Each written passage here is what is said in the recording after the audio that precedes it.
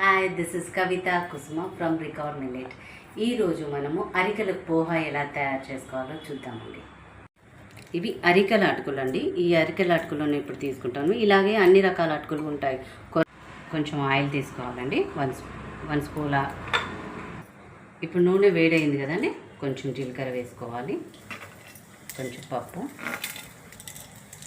శనగపప్పు, పచ్చిమిర్చి, ఉల్లిపాయలు, కొన్ని పల్లీలు. మీ ఆప్షన్, తినాలనిపిస్తే వేసుకోవచ్చు, లేదు అంటే లేదు. కరివేపాకు.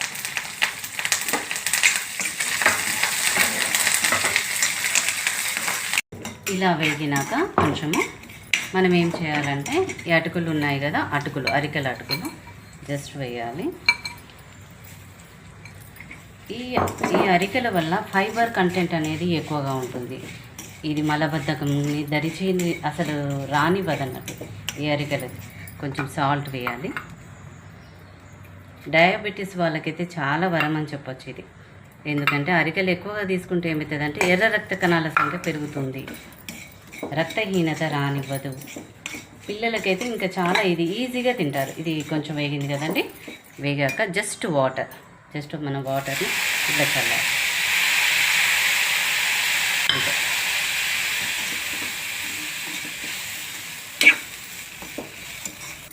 జస్ట్ నిమ్మకాయ టేస్ట్ కూడా పెట్టి నిమ్మకాయ పిండేస్తే ఓకే. ఇది అయిపోయిందండి.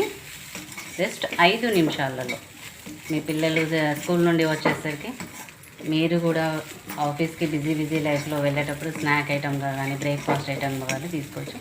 అరికెల పోహా అయిపోయిందండి. మనం దీని టేస్ట్ ఎలా ఉందో చూద్దాము. చాలా బాగుందండి. అందరూ అనుకుంటారు మిల్లెట్స్ వండడం రాదు, అది ఉడకదు, టేస్ట్గా ఉండదు అనుకుంటారు, కానీ చాలా టేస్ట్గా ఉంటుంది. మీరు కూడా ఒకసారి ట్రై చేయండి.